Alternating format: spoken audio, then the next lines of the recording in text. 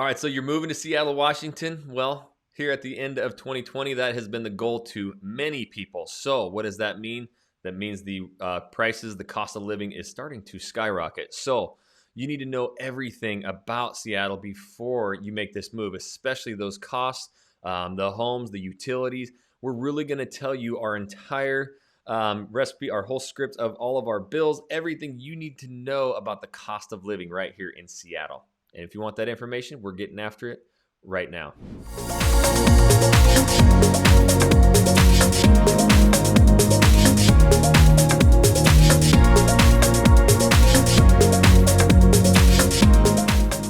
What's up, everybody? This is Jackson Wilkie, and Tova Williamson.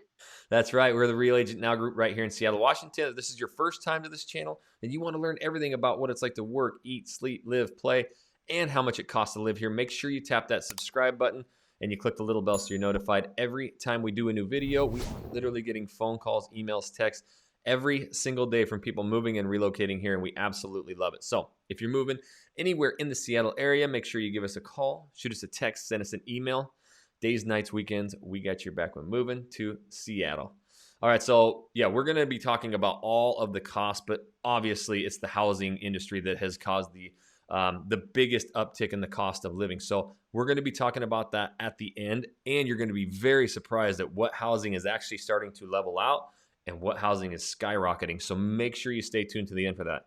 Let's start with number one, and actually I'll preface all of this, guys, with we're going to base everything off the national average, which is at an even 100. So national average is 100. We will tell you above and below where Seattle falls. Number one, Tova, the groceries come in at 108.7. So it's actually a little bit considerably more expensive here in Seattle. Why do you think that is? Well, Seattle, we have a lot of kind of higher end grocery stores here. A lot of people are a lot more health conscious.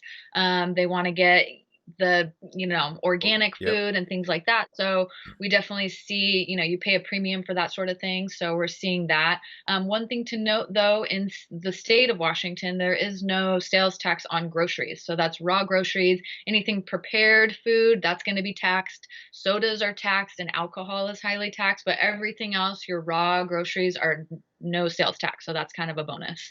Yep. Super cool. And that is the one thing. Yeah. And I remember coming, like, I'm a traditional, we both come from North Idaho, like get your Safeway, your Albertsons or something. And so I didn't really look at these Whole Foods and these New Seasons markets. And then I came here and was like, started kind of going into them. My wife was too. And I'm like, these are awesome. And in fact, a lot of them, like, you can go in there and grab meals. I mean, they got salad bars, they got like chefs in some of these areas. And then you can actually go, some of them have bars, like we're definitely have a ton of craft brews around here and breweries, and they'll serve those to you. And so actually it's a fun place to go. I love going to these, but yeah, you're going to see the organic produce and stuff. So I would say that's kind of what's raising the price a little bit for sure. The second thing that comes in is the health costs. The national average is 100. Seattle actually comes in at 85. So considerably lower health costs here in Seattle. And also, what else would they need to know? Well, so Seattle, yeah, our healthcare is not super expensive, but we also rate very highly on quality of care. Seattle ranks fourth for the national average for quality of care, and then we rank 10th for the best hospital city. So we have a lot of really great quality hospitals here. We've got Virginia Mason, Swedish, UW Medicine are all really highly rated hospitals. And so you're not going to pay a lot for healthcare, and you're also going to get really good quality care here. And it branches out. It's not like real congregated to where these hospitals, but all of them. It's competitive. We've had some doctors and nurses as clients, and I mean that's something they talked about was just kind of how competitive it was to get in here. So there's a lot of people wanting to move and relocate here, and so it's bringing the best of the best. So no matter the area you move to, you're going to have really good care and coming in considerably less than the national average. So that was one thing that I definitely loved. When it comes to utilities, we come in at 68 and the national average is 100. So yes, the health, the utilities, we're well below the national average. Let's just kind of talk about some of our daily bills, like right now, end of 2020. Yeah, I mean, utilities, electricity isn't that expensive. There's a lot of hydroelectric, there's a Mm-hmm. lot of wind electricity out there, so we're able to get a lot of things from natural resources, so that brings the cost down. Internet, I think, is pretty comparable. It depends where you are, but probably, I don't know, I'd say like 60, $70 a month It for is, yeah, internet. like 60 Uh, bucks I'm paying, and it's unlimited too, and fiber yeah, pretty yeah, fast. and Seattle's a very tech city, so there's internet everywhere. I mean, any coffee shop, anything you go into, like almost everywhere has free Wi-Fi wherever you go if you're out and about. So that's a definite bonus. Yeah, and it's funny because we come from North Idaho, smaller town, and like the internet was very spotty, just about everywhere. So it's lightning quick here. The one thing is I kind of got burned at the beginning, and I signed up for pretty quick internet, but I didn't get unlimited. I don't know why. I thought I did, but especially with COVID and everybody working from home and kids on school, we burned right through that. So talk to the neighbors and everybody. They're like, dude, you got to make sure you're unlimited. So yeah, 60, $70 for unlimited, and it's super high speed internet. I actually used to be a journeyman lineman back in North Idaho, working power lines. So I understand that a lot of our power did come from the West Coast, from Seattle. And so these power costs that you see here, yes, the hydroelectricity, it's really going to bring those bills down. Plus, the biggest factor to it, we are not going to be running those AC units. In fact, a lot of the houses don't have them. There are quite a few that do. But hey, even a summer night, you can crack two windows, blow one fan in, blow one fan out, and then the next morning close the windows. You're pretty cool all day. And you're really not going to be running that heater 24/7 as well. So there's none of these huge spikes that you'll see in some of the warmer or colder climates. To us, being North Idaho residents, this is like the easiest weather of all time. So that's, I Yeah, think, why you see those power bills definitely lower than having 5 months of snow like we're used to. The yeah. next one is going to be the transportation. So we got quite a bit to talk about with the transportation. First of all, let's just talk about the light rail and its plan, its improvements. But transportation here comes in at 137, so it's a little bit more, actually considerably more expensive than the national average. Yeah, I mean, gas here is more expensive. Like we talked about before, traffic is not great here. But we've got public transportation. There's buses, there's light rail right now, runs through the city. They're expanding it up north and down south. So there's a lot of options there. It's $2.75 for a one-way bus ticket. Um, there's Orca cards that you can get to kind of help reduce those fares. You can get some seniors, students, different groups of people can get discounts on public transportation with the Orca card. So, one thing I want to talk about too are the toll roads here. A lot of people don't Ah, realize when you first move here that there's that are tolled. There's a tunnel that goes through downtown that's tolled. There's even some carpool lanes that are tolled here. So a lot of people don't realize that. It's cameras that scan your license plate and then they send you a bill in the mail. ooh, that shit's expensive. Yeah, it's kind of crazy. It depends. The tolls vary by time of day. During rush hour, peak times, they charge you more, less with non-peak times. There's a pass called the Good to Go pass that you can get. It's a little sticker you put on your windshield, and the camera scans that and then just takes it out of your account. If you have that Good to Go pass, you get a discounted rate on the tolls too. So it's usually a good 50% or more cheaper with that Good to Go pass. So if you're living on the east side and Bellevue area and commuting into Seattle and using that 520 bridge, I highly recommend getting that Good to Go pass because it's going to save you money. Um, And there's Another two bridges method of coming in, right? So the North Bridge and the South. So one of Yeah, those is tolled I-90 and is one's not not. tolled. Yeah, North 520 is tolled, I-90 Yep. is not tolled. Just so you know. Um, yeah. So another method of transportation is the ferry system. You know a Washington little bit State. about that.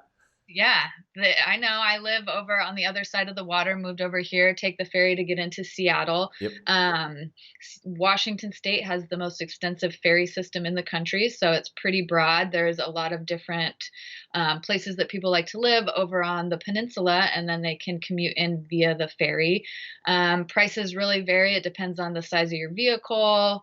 And the route that you're taking, but there are passes that you can get for the ferries. And the ferry, it's just such a beautiful ride. You don't have to sit and deal with traffic. You can just like relax and take in all the scenery. Right now during COVID, the little galley Yeah. food court area is not open, but normally you can go up and have a beer while you're crossing over on your way home. So it's a pretty nice way to go, and that's an option for people that are moving here too if they don't want to live in the city to live over on the other side and ferry in. Yeah, and I love your story of that and when you went over there because it's a lot of things people don't understand or think you got to live in downtown Seattle to the north or out east, but like there's some really good living out to the west across a ferry right across, and like the Bremerton areas where you're at, where these weren't the best areas, and not like they were bad. It's just like now people are really realizing, hey, a 20-30 minute ferry ride's a hell of a lot better than 30 minutes of traffic, and I can stretch my dollar. So Mhm. before we go into the next cost of living, give us a little insight of like kind of living over to the west of downtown. Yeah, I mean, it's really beautiful out here in the Kitsap Peninsula. You're on the peninsula. You're close to the Olympic National Park, Right. so we've talked about the nature in Seattle being absolutely beautiful. You're even closer to it here. Definitely has a more kind of a small town vibe, but just Seattle being a ferry ride away is really great. So, I mean, you kind of get the best of both worlds. You have kind of the more quiet feeling over here, but then you can be right in the mix in Seattle Hmm. in, But still less plenty than of an hour. things to do and little farmers markets and your grocery Yeah, there's stores. farmers markets here everywhere, just like in Seattle. There's restaurants, it's getting more developed over here as far as getting the Yep. good restaurants and the activities and stuff. As more people move out here, we're just going to see more growth in that. And same thing with the housing over here.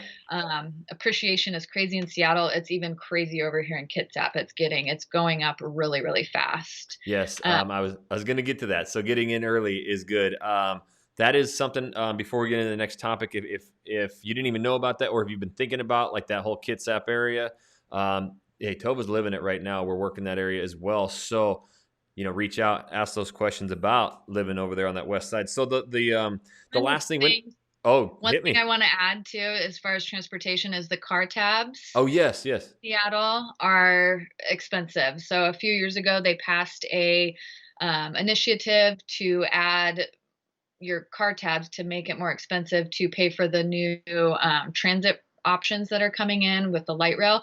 So your car tabs are based on the value of your car, and so it's gone up a lot. It can really be sticker shock for some people. It's like 150 to maybe $200 more sometimes. Hmm. So just plan for that. Car tabs are quite expensive here. There's been a lot of back and forth of getting rid of that and doing different things, but right now as it stands, we're still paying a lot for car tabs. Seattle understands this. I mean, the light rail is first priority. They're really trying to stretch this out both to the east, to the north, to the south. It's going to be something that's going to be an ongoing project for a while. I got a question for you. And as we go into the biggest cost of living, as we just told you, utilities, health, a lot of that is well below the national average. We know it's the housing prices. So let's talk about first what's happened in just the last 12 calendar months with the home prices, and two, with that light rail extending east, north, south, what does that do to the homes in those areas and people moving there? Yeah, I mean, let's just talk about the home price. Average median home price in Seattle for November of 2020 was $799,000. Hmm. That's just single family homes. That's not including condos. But that number is up 10.6% from November of last year. So we're seeing just insane growth. COVID happening has not slowed the Mm-mm. housing market down at all. And that's just in Seattle. Other areas too are growing. Tacoma is growing like crazy with people moving down there, trying to find more affordable housing, which then it's raising the prices. But just everywhere around here is growing. And any areas that we know that the light rail is coming to is just going to up the property Right. values.